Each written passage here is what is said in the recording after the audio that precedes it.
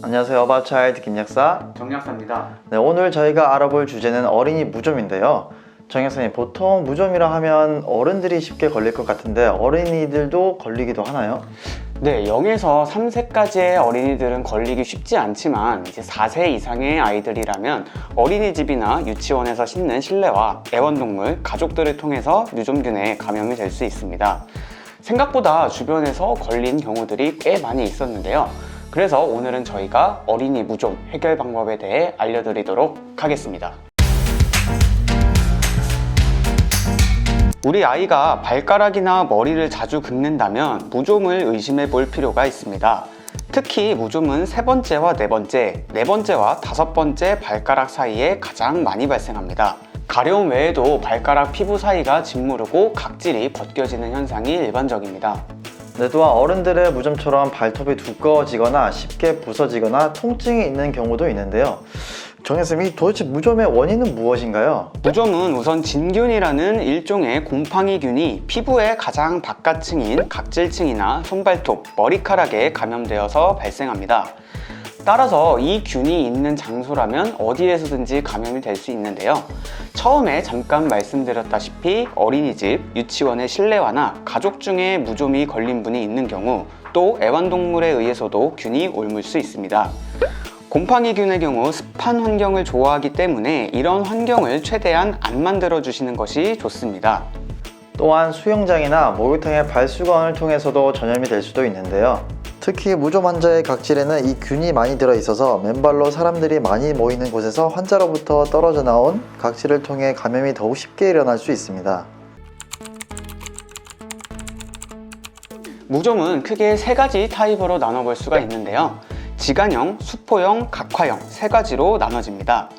지간형의 경우 냄새가 나고 각질이 벗겨지는 형태로 보통 항진균제를 바르고 통풍을 해주시면 되고, 수포형의 경우 물집과 심한 가려움증을 동반하는데 이 경우에는 바르는 항진균제와 먹는 항진균제를 동반하여 사용할 수 있습니다.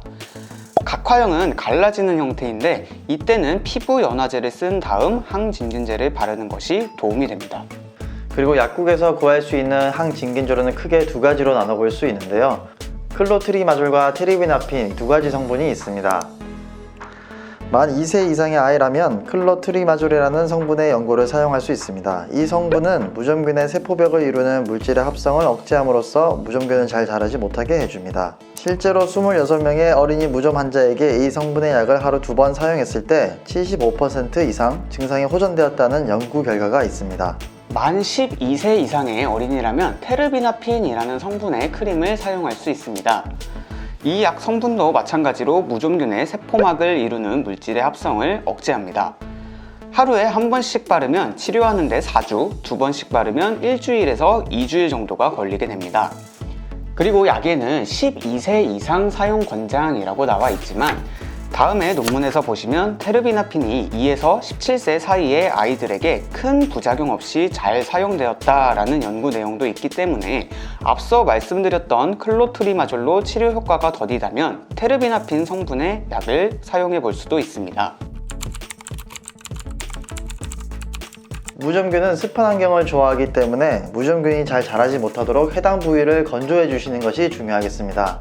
연고를 바르실 때도 부위를 깨끗하게 씻고 물기를 충분히 말려주신 후에 주변 부위까지 약간 넓게 발라주시는 것이 좋습니다.